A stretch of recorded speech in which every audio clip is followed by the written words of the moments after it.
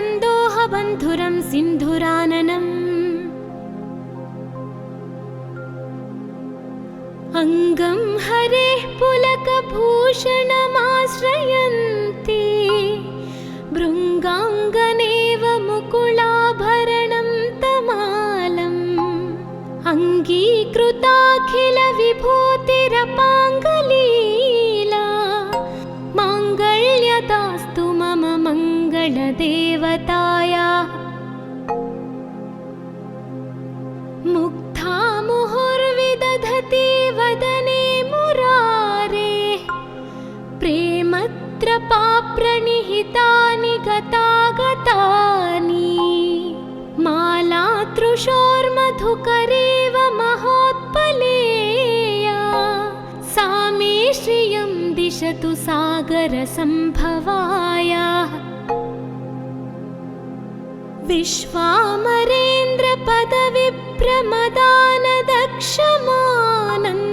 विश्वामरेन्द्रपदविभ्रमदानदक्षमानन्दहेतुरधिकं मुरविद्विषोऽपि ईशन्निषीदतु मयि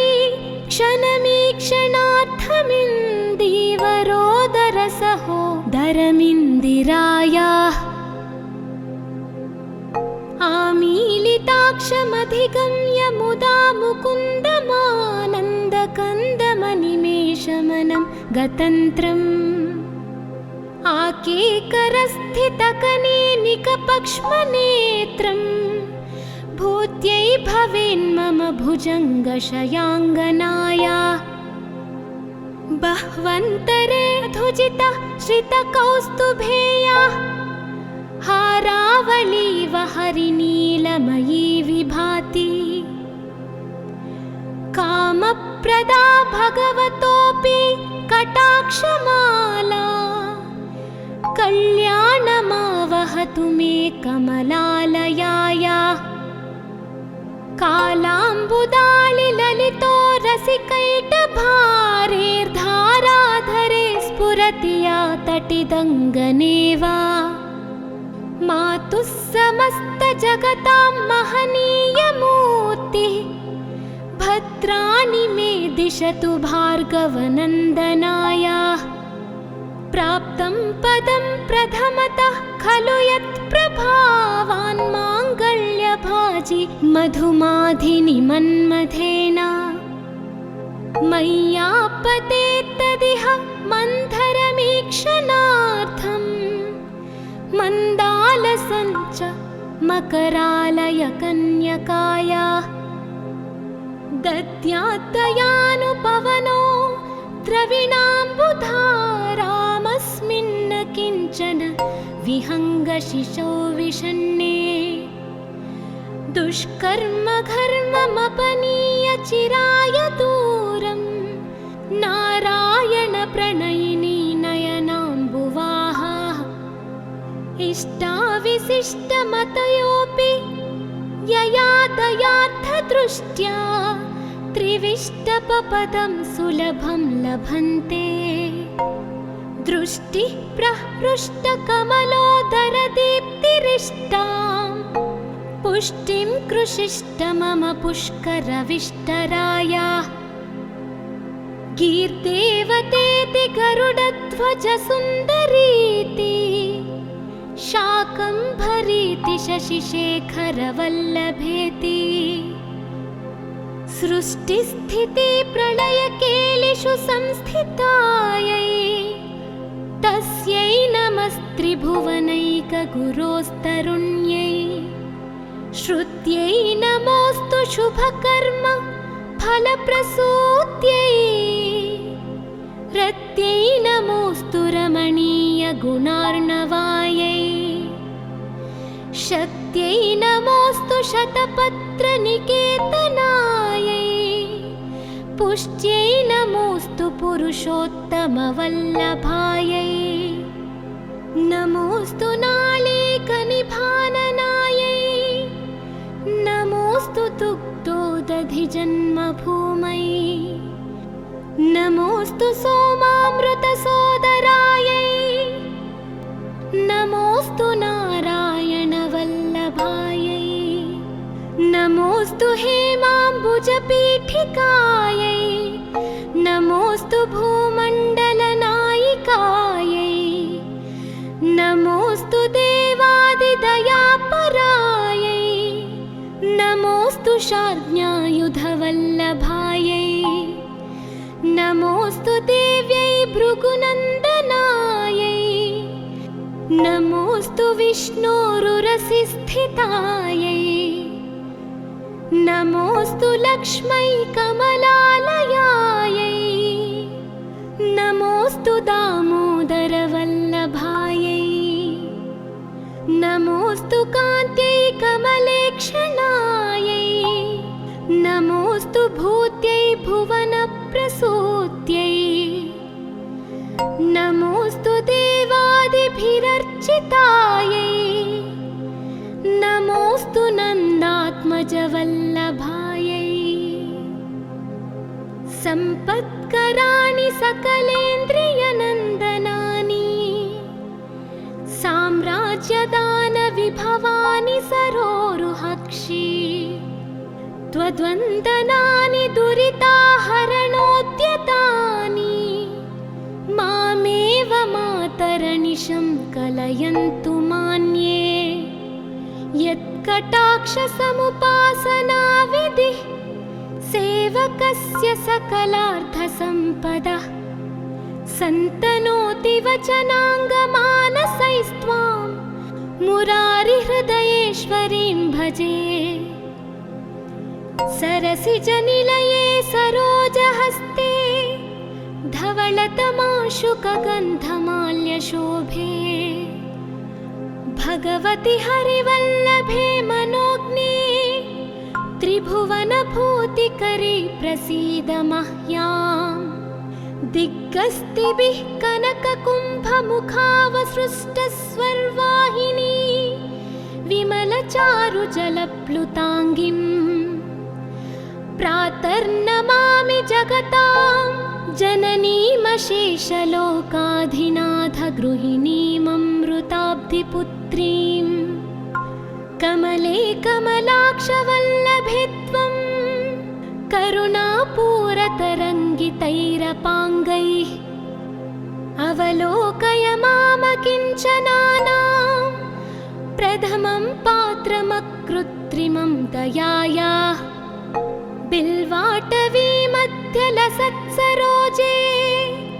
सहस्रपत्रे सुखसन्निविष्टा अष्टापदाम्बोरुहपाणिपद्मा सुवर्णवर्णां प्रणमामि लक्ष्मीम् कमलासनपाणिना ललाटे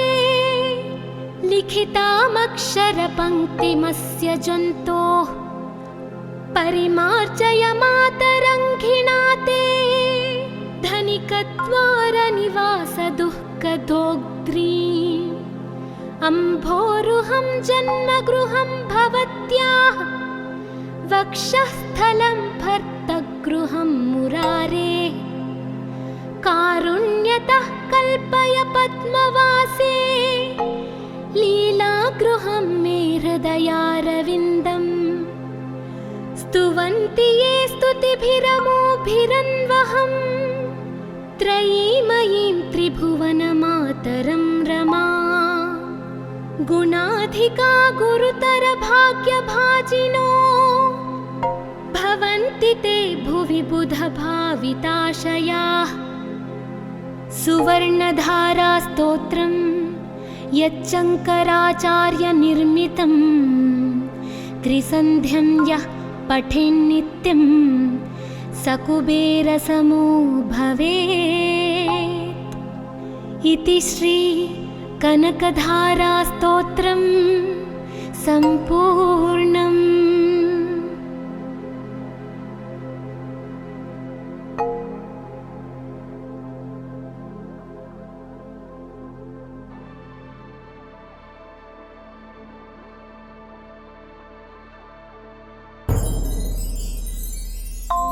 वन्दे वन्दारुमन्दारमिन्दिरानन्दकन्दलम्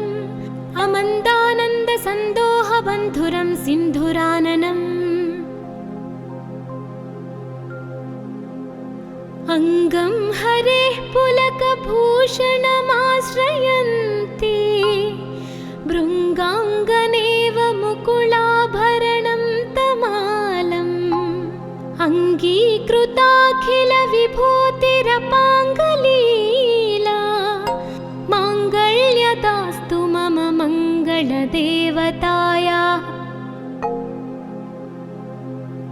मुग्धा मुहुर्विदधति वदने मुरारेः प्रेमत्रपाप्रणिहितानि गतागतानि मालातृशोर्मधुकरेव महोत्पलेया सा मे श्रियं दिशतु सागरसम्भवायाः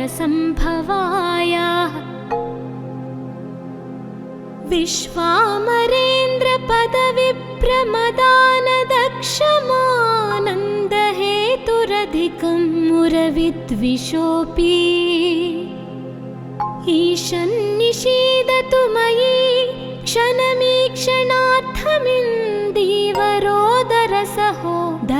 क्षणमीक्षणार्थमिन्दीवरोदरसहोदरमिन्दिरायाः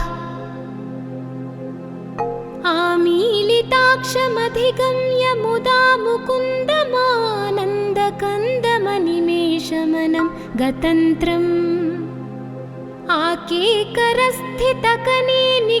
आकेकरस्थितकनेनिकपक्ष्मनेत्रम् भूत्यै भवेन्मम भुजङ्गशयाङ्गनायाः बह्वन्तरे धुजितः श्रितकौस्तुभेयाः हारावलीव हरिनीलमयी विभाति कामप्रदा भगवतोऽपि कटाक्षमाला कल्याणमावहतु मे कमलालयायाः कालाम्बुदालिललितो रसिकैटभारेर्धाराधरे स्फुरति या तटिदङ्गनेव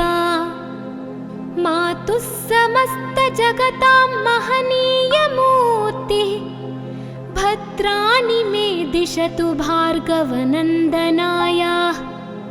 प्राप्तं पदं प्रथमतः खलु यत्प्रभावान् माङ्गल्यभाजि मधुमाधिनि मन्मथेन मय्यापतेत्तदिह मन्थरमीक्षणार्थम् मन्दालसञ्च मकरालयकन्यकायाः दद्याद्दयानुपवनो द्रविणाम्बुधारामस्मिन् किञ्चन विहङ्गशिशौ विषण्णे दुष्कर्म घर्ममपनीय चिराय दूरं नारायण प्रणयिनी नयनाम्बुवाहाः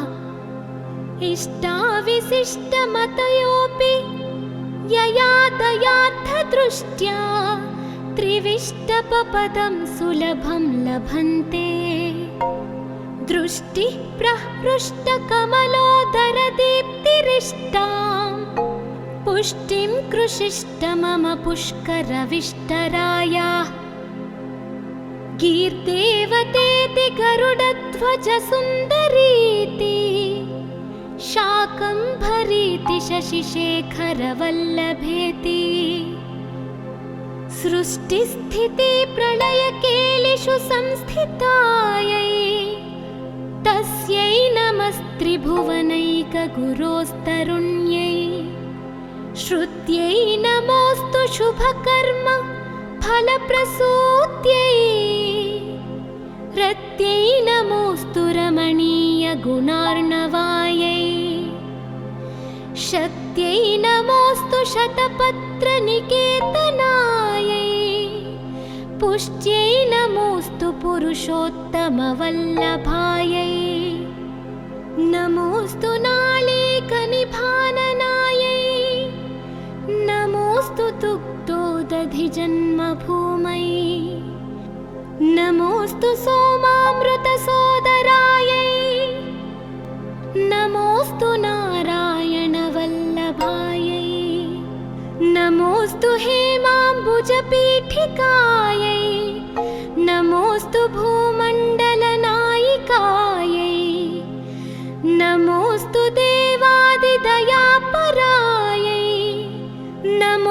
कुशाग्न्यायुधवल्लभायै नमोऽस्तु देव्यै भृगुनन्दनायै नमोऽस्तु विष्णोरुरसिस्थितायै नमोऽस्तु लक्ष्मै कमलालयायै नमोऽस्तु दामोदरवल्लभायै नमोऽस्तु कान्त्यै कमलेक्षणायै नमोऽस्तु भूत्यै भुवनप्रसूत्यै नमोऽस्तु देवादिभिरर्चितायै नमोऽस्तु नन्दात्मजवल्लभायै सम्पत्कराणि सकलेन्द्रियनन्दनानि साम्राज्यदानविभवानि सरोरुहक्षि त्वद्वन्दनानि दुरिताहरणोद्यतानि मामेव मातरनिशं कलयन्तु मान्ये यत्कटाक्षसमुपासनाविधिः सेवकस्य सकलार्थसम्पदः सन्तनोति वचनाङ्गमानसैस्त्वां मुरारिहृदयेश्वरीं भजे सरसिजनिलये सरोजहस्ते धवलतमाशुकगन्धमाल्यशोभे भगवति हरिवल्लभे मनोज्ञे त्रिभुवनभूतिकरी प्रसीद मह्याम् दिग्गस्तिभिः कनककुम्भमुखावसृष्टस्वर्वाहिनी विमलचारुजलप्लुताङ्गिम् प्रातर्नमामि जगतां जननीमशेषलोकाधिनाथगृहिणीममृताब्धिपुत्रीं कमले कमलाक्षवल्लभे त्वं करुणापूरतरङ्गितैरपाङ्गैः अवलोकय मामकिञ्चनानां प्रथमं पात्रमकृत्रिमं दयायाः बिल्वाटवीमध्यलसत्सरोजे सहस्रपत्रे सुखसन्निविष्टा अष्टापदाम्बोरुहपाणिपद्मा सुवर्णवर्णां प्रणमामि लक्ष्मीम् कमलासनपाणिना ललाटे लिखितामक्षरपङ्क्तिमस्य जन्तोः परिमार्जय मातरङ्घिणा ते धनिकद्वारनिवासदुःखदोग्ध्रीम् अम्भोरुहं जन्मगृहं भवत्याः वक्षःस्थलं भर्तगृहं मुरारे कारुण्यतः कल्पय पद्मवासे लीलागृहं मे हृदयारविन्दम् स्तुवन्ति ये स्तुतिभिरमोभिरन्वहं त्रयीमयीं त्रिभुवनमातरं रमा गुणाधिका गुरुतरभाग्यभाजिनो भवन्ति ते भुवि बुधभाविताशयाः सुवर्णधारास्तोत्रं यच्चङ्कराचार्यनिर्मितं त्रिसन्ध्यं यः पठेन्नित्यं स कुबेरसमो भवेत् इति श्री कनकधारास्तोत्रं सम्पूर्णम्।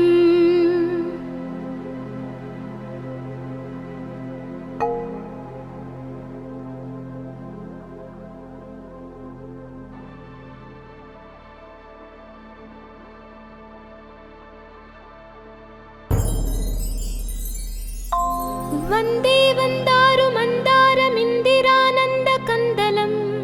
अमन्दानन्दसन्दोहबन्धुरं सिन्धुराननम्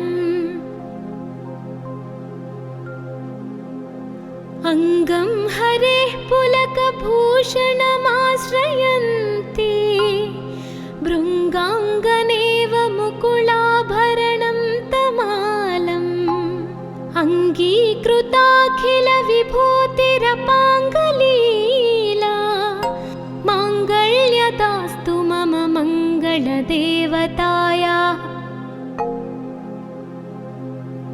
मुग्धा मुहुर्विदधति वदने मुरारे प्रेमत्रपाप्रणिहितानि गतागतानि मालातृशोर्मधुकरेव महोत्पलेया सा मे श्रियं दिशतु सागरसम्भवाया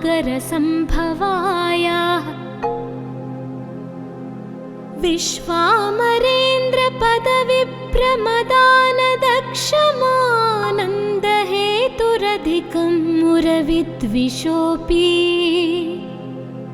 ईशन्निषीदतु मयि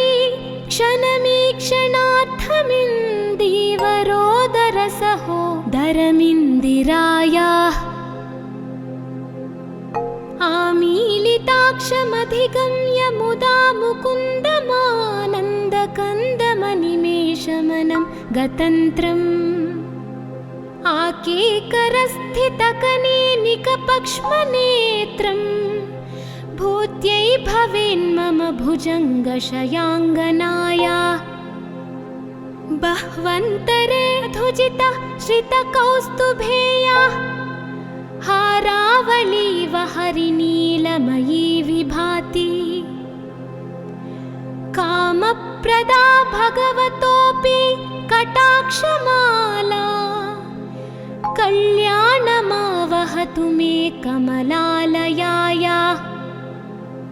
कालाम्बुदालिललितो रसिकैटभारेर्धाराधरे स्फुरति या तटिदङ्गनेवा मातुः समस्तजगतां महनीयमूर्तिः भद्राणि मे दिशतु भार्गवनन्दनाया प्राप्तं पदं प्रथमतः खलु यत्प्रभावान् माङ्गल्यभाजि मधुमाधिनि मन्मथेन मय्यापतेत्तदिह मन्थरमीक्षणार्थम् मन्दालसञ्च मकरालयकन्यकाया दद्याद्दयानुपवनो द्रविणाम्बुधारामस्मिन् किञ्चन विहङ्गशिशौ विषण्णे दुष्कर्म घर्ममपनीय चिराय दूरं नारायण प्रणयिनी नयनाम्बुवाहा इष्टाविशिष्टमतयोऽपि यया दयार्थदृष्ट्या त्रिविष्टपपदं सुलभं लभन्ते दृष्टिः प्रहृष्टकमलोदरदीप्तिरिष्टां पुष्टिं कृषिष्ट मम पुष्करविष्टराया गीर्देवतेति गरुडध्वजसुन्दरीति शाकम्भरीति शशिशेखरवल्लभेति सृष्टिस्थिति प्रलयकेलिषु संस्थितायै तस्यै नमस्त्रिभुवनैकगुरोस्तरुण्यै श्रुत्यै नमोऽस्तु शुभकर्म फलप्रसूत्यै रत्यै नमोऽस्तु रमणीयगुणार्णवायै शक्त्यै नमोऽस्तु शतपत्रनिकेतनायै पुष्ट्यै नमोऽस्तु पुरुषोत्तमवल्लभायै नमोऽस्तु नालीकनिभाननायै नमोऽस्तु दुग्धोदधिजन्मभूमै नमोऽस्तु सोमामृतसोदरायै नमोऽस्तु नारायणवल्लभायै नमोऽस्तु हेमाम्बुजपीठिकायै नमोऽस्तु भूमण्डलनायिकायै नमोऽस्तु देवादिदयापरायै नमोऽस्तु शार्ङ्ग्यायुधवल्लभायै नमोऽस्तु देव्यै भृगुनन्दनायै नमोऽस्तु विष्णोरुरसि स्थितायै नमोऽस्तु लक्ष्मै कमलालयायै नमोऽस्तु दामोदरवल्लभायै नमोऽस्तु कान्त्यै कमलेक्षणायै नमोऽस्तु भूत्यै भुवनप्रसूत्यै नमोऽस्तु देवादिभिरर्चितायै नमोऽस्तु नन्दात्मजवल्लभायै सम्पत्कराणि सकलेन्द्रियनन्दनानि साम्राज्यदानविभवानि सरोरुहक्षि त्वद्वन्दनानि दुरिताहरणोद्यतानि मामेव मातरनिशं कलयन्तु मान्ये यत्कटाक्षसमुपासनाविधिः सेवकस्य सकलार्थसम्पदः सन्तनोति वचनाङ्गमानसैस्त्वां मुरारिहृदयेश्वरीं भजे सरसिजनिलये सरोजहस्ते धवलतमाशुकगन्धमाल्यशोभे भगवति हरिवल्लभे मनोज्ञे त्रिभुवनभूतिकरी प्रसीद मह्याम् दिग्गस्तिभिः कनककुम्भमुखावसृष्टस्वर्वाहिनी विमलचारुजलप्लुताङ्गिम् प्रातर्नमामि जगतां जननीमशेषलोकाधिनाथगृहिणीममृताब्धिपुत्रीं कमले कमलाक्षवल्लभे त्वं करुणापूरतरङ्गितैरपाङ्गैः अवलोकय मामकिञ्चनानां प्रथमं पात्रमकृत्रिमं दयायाः बिल्वाटवीमध्यलसत्सरोजे सहस्रपत्रे सुखसन्निविष्टा अष्टापदाम्बोरुहपाणिपद्मा सुवर्णवर्णां प्रणमामि लक्ष्मीम् कमलासनपाणिना ललाटे लिखितामक्षरपङ्क्तिमस्य जन्तोः परिमार्जय मातरङ्घिणा ते धनिकद्वारनिवासदुःखदोग्ध्रीम् अम्भोरुहं जन्मगृहं भवत्याः वक्षःस्थलं भर्तगृहं मुरारेः कारुण्यतः कल्पय पद्मवासे लीलागृहं मे हृदयारविन्दम् स्तुवन्ति ये स्तुतिभिरमोभिरन्वहं त्रयीमयीं त्रिभुवनमातरं रमा गुणाधिका गुरुतरभाग्यभाजिनो भवन्ति ते भुवि बुधभाविताशयाः सुवर्णधारास्तोत्रं यच्चङ्कराचार्यनिर्मितं त्रिसन्ध्यं यः पठेन्नित्यं सकुबेरसमो भवेत् इति श्री कनकधारास्तोत्रं सम्पूर्णम्।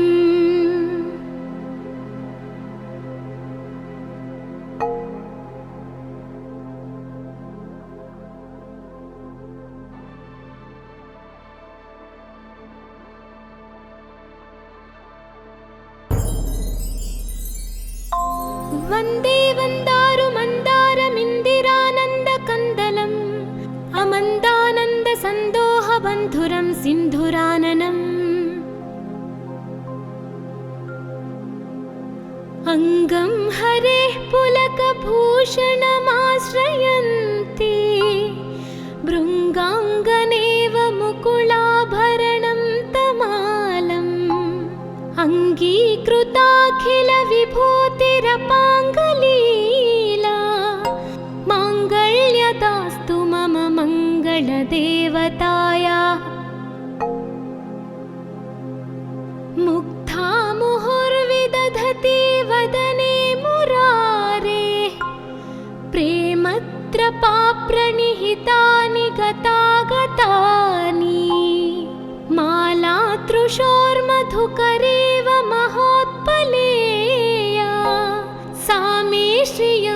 दिशतु सागरसम्भवाय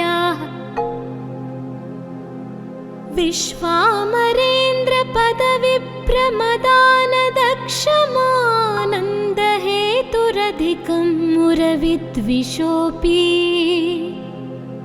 ईशन्निषीदतु मयि क्षणमीक्षणार्थमिन्दीवरोदरसहोदरमिन्दिरायाः आमीलिताक्षमधिगम्य मुदा मुकुन्दमानन्दकन्दमनिमेषमनं गतन्त्रम् आकेकरस्थितकनेनिकपक्ष्मनेत्रम्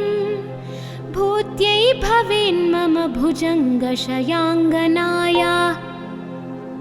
बह्वन्तरे धुजिता श्रितकौस्तुभेया हारावलीव हरिनीलमयी विभाति कामप्रदा भगवतोऽपि कटाक्षमाला कल्याणमावहतु मे कमलालयाया कालाम्बुदालिललितो रसिकैटभारेर्धाराधरे स्फुरति या तटिदङ्गनेव मातुः समस्तजगतां महनीयमूर्तिः भद्राणि मे दिशतु भार्गवनन्दनाय प्राप्तं पदं प्रथमतः खलु यत्प्रभावान् माङ्गल्यभाजि मधुमाधिनि मन्मथेन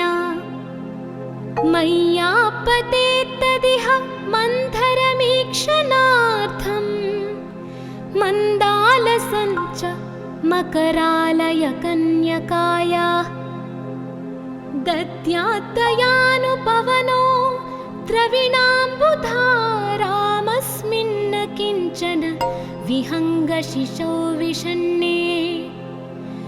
दुष्कर्म घर्ममपनीय चिराय दूरं नारायण प्रणयिनी नयनाम्बुवाहा इष्टाविशिष्टमतयोऽपि यया दयार्थदृष्ट्या त्रिविष्टपपदं सुलभं लभन्ते दृष्टिः प्रहृष्टकमलोदरदीप्तिरिष्टां पुष्टिं कृषिष्ट मम पुष्करविष्टराया गीर्देवतेति गरुडध्वजसुन्दरीति शाकम्भरीति शशिशेखरवल्लभेति सृष्टिस्थिति प्रलयकेलिषु संस्थितायै तस्यै नमस्त्रिभुवनैकगुरोस्तरुण्यै श्रुत्यै नमोऽस्तु शुभकर्म फलप्रसूत्यै रत्यै नमोऽस्तु रमणीयगुणार्णवायै शक्त्यै नमोऽस्तु शतपत्रनिकेतनायै पुष्ट्यै नमोऽस्तु पुरुषोत्तमवल्लभायै नमोऽस्तु नालीकनिभाननायै नमोऽस्तु दुग्धोदधिजन्मभूमै नमोऽस्तु सोमामृतसोदरायै नमोऽस्तु नारायणवल्लभायै नमोऽस्तु हेमाम्बुजपीठिकायै नमोऽस्तु भूमण्डलनायिकायै नमोऽस्तु देवादिदयापरायै नमोऽस्तु शार्ङ्ग्यायुधवल्लभायै नमोऽस्तु देव्यै भृगुनन्दनायै नमोऽस्तु विष्णोरुरसिस्थितायै नमोऽस्तु लक्ष्मै कमलालयायै नमोऽस्तु दामोदरवल्लभायै नमोऽस्तु कान्त्यै कमलेक्षणायै नमोऽस्तु भूत्यै भुवनप्रसूत्यै नमोऽस्तु देवादिभिरर्चितायै राजवल्लभायै सम्पत्कराणि सकलेन्द्रियनन्दनानि साम्राज्यदानविभवानि सरोरुहक्षि त्वद्वन्दनानि दुरिताहरणोद्यतानि मामेव मातरनिशं कलयन्तु मान्ये यत्कटाक्षसमुपासनाविधिः सेवकस्य सकलार्थसम्पदः सन्तनोति वचनाङ्गमानसैस्त्वां मुरारिहृदयेश्वरीं भजे सरसिजनिलये सरोजहस्ते धवलतमाशुकगन्धमाल्यशोभे भगवति हरिवल्लभे मनोज्ञे त्रिभुवनभूतिकरी प्रसीद मह्याम् दिग्गस्तिभिः कनककुम्भमुखावसृष्टस्वर्वाहिनी विमलचारुजलप्लुताङ्गिम् प्रातर्नमामि जगतां जननीमशेषलोकाधिनाथगृहिणीममृताब्धिपुत्रीं कमले कमलाक्षवल्लभे त्वं करुणापूरतरङ्गितैरपाङ्गैः अवलोकय मामकिञ्चनानां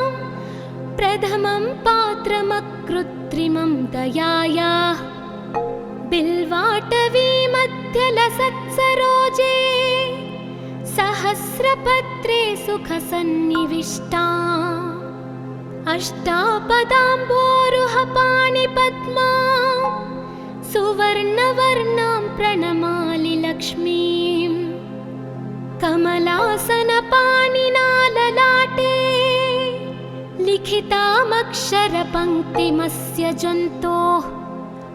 परिमार्जय मातरङ्घिणा ते धनिकद्वारनिवासदुःखदोग्ध्रीम् अम्भोरुहं जन्मगृहं भवत्याः वक्षःस्थलं भर्तगृहं मुरारेः कारुण्यतः कल्पय पद्मवासे लीलागृहं मे हृदयारविन्दम् स्तुवन्ति ये स्तुतिभिरमोभिरन्वहं त्रयीमयीं त्रिभुवनमातरं रमा गुणाधिका गुरुतरभाग्यभाजिनो भवन्ति ते भुवि बुधभाविताशयाः सुवर्णधारास्तोत्रं यच्चङ्कराचार्यनिर्मितं त्रिसन्ध्यं यः पठेन्नित्यं सकुबेरसमो भवेत् इति श्री कनकधारास्तोत्रं सम्पूर्णम्।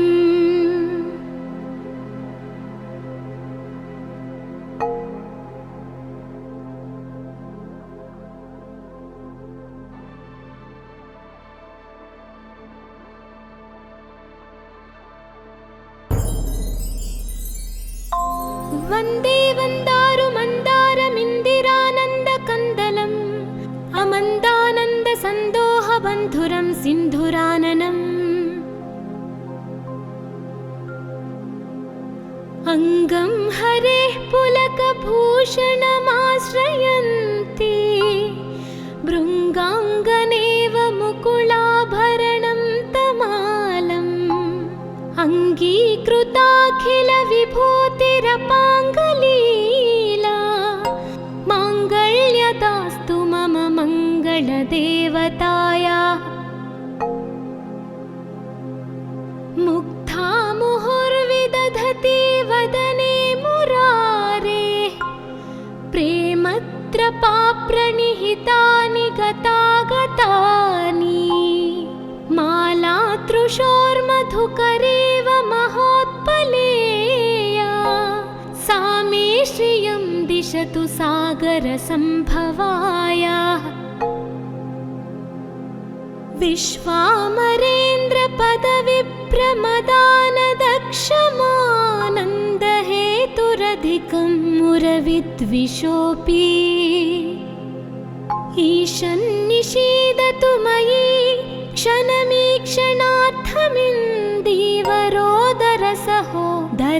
क्षणमीक्षणार्थमिन्दीवरोदरसहोदरमिन्दिरायाः आमीलिताक्षमधिगम्य मुदा मुकुन्दमानन्दकन्दमनिमेषमनं गतन्त्रम् आकेकरस्थितकनेनिकपक्ष्मनेत्रम् भूत्यै भवेन्मम भुजङ्गशयाङ्गनाया बह्वन्तरे धुजिता श्रितकौस्तुभेया हारावलीव हरिनीलमयी विभाति कामप्रदा भगवतोऽपि कटाक्षमाला कल्याणमावहतु मे कमलालयाया कालाम्बुदालिललितो रसिकैटभारेर्धाराधरे स्फुरति या तटिदङ्गनेव मातुः समस्तजगतां महनीयमूर्तिः भद्राणि मे दिशतु भार्गवनन्दनाया प्राप्तं पदं प्रथमतः खलु यत्प्रभावान् माङ्गल्यभाजि मधुमाधिनि मन्मथेन मय्यापतेत्तदिह मन्थरमीक्षणार्थम् मन्दालसञ्च मकरालयकन्यकाया दद्यात्तयानुपवनो द्रविणाम्बुधारामस्मिन्न किञ्चन विहङ्गशिशौ विषण्णे दुष्कर्म घर्ममपनीय चिराय दूरं नारायण प्रणयिनी नयनाम्बुवाहा इष्टाविशिष्टमतयोऽपि यया दयार्थदृष्ट्या त्रिविष्टपपदं सुलभं लभन्ते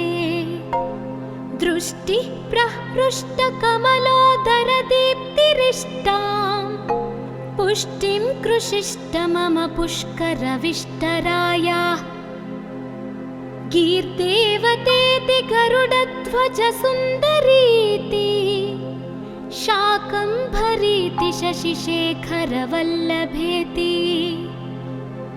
सृष्टिस्थिति प्रलयकेलिषु संस्थितायै तस्यै नमस्त्रिभुवनैकगुरोस्तरुण्यै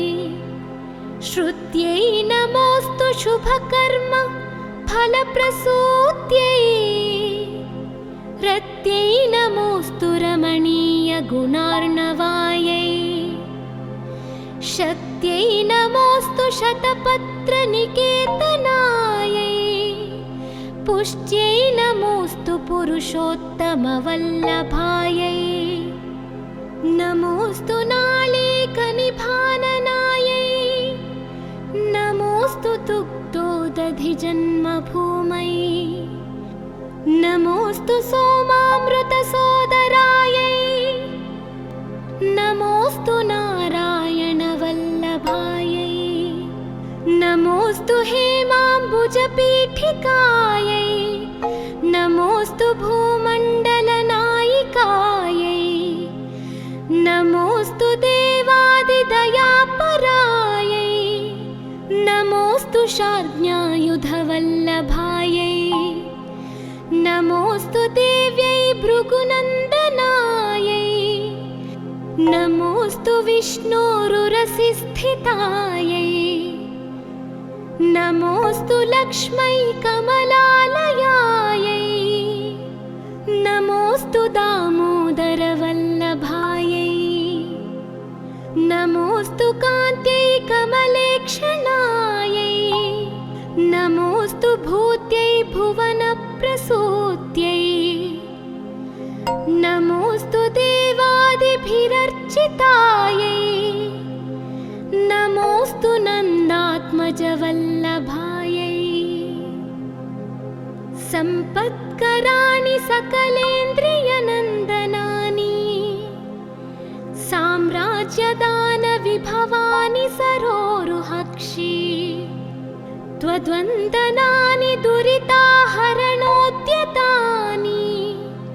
मामेव मातरनिशं कलयन्तु मान्ये यत्कटाक्षसमुपासनाविधिः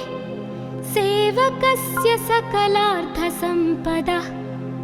सन्तनोति वचनाङ्गमानसैस्त्वां मुरारिहृदयेश्वरीं भजे। सरसिजनिलये सरोजहस्ते धवलतमाशुकगन्धमाल्यशोभे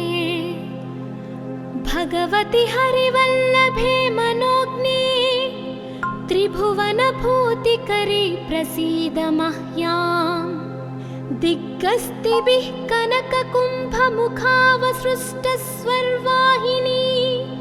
विमलचारुजलप्लुताङ्गीम् प्रातर्नमामि जगतां जननीमशेषलोकाधिनाथगृहिणीममृताब्धिपुत्रीम्। कमले कमलाक्षवल्लभे त्वं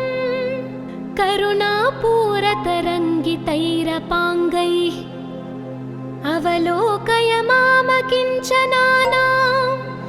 प्रथमं पात्रमकृत्रिमं दयायाः। बिल्वाटवीमध्यलसत्सरोजे सहस्रपत्रे सुखसन्निविष्टा अष्टापदाम्बोरुहपाणिपद्मा सुवर्णवर्णां प्रणमामि लक्ष्मीम्। कमलासनपाणिना ललाटे लिखितामक्षरपङ्क्तिमस्य जन्तोः परिमार्जय मातरङ्घिणा ते धनिकद्वारनिवासदुःखदोग्ध्रीम्। अम्भोरुहं जन्मगृहं भवत्याः वक्षःस्थलं भर्तगृहं मुरारेः। कारुण्यतः कल्पय पद्मवासे लीलागृहं मे हृदयारविन्दम्। स्तुवन्ति ये स्तुतिभिरमोभिरन्वहं त्रयीमयीं त्रिभुवनमातरं रमा। गुणाधिका गुरुतरभाग्यभाजिनो भवन्ति ते भुवि बुधभाविताशयाः। सुवर्णधारास्तोत्रं यच्चङ्कराचार्यनिर्मितं त्रिसन्ध्यं यः पठेन्नित्यं स कुबेरसमो भवेत्। इति श्री कनकधारास्तोत्रं सम्पूर्णम्।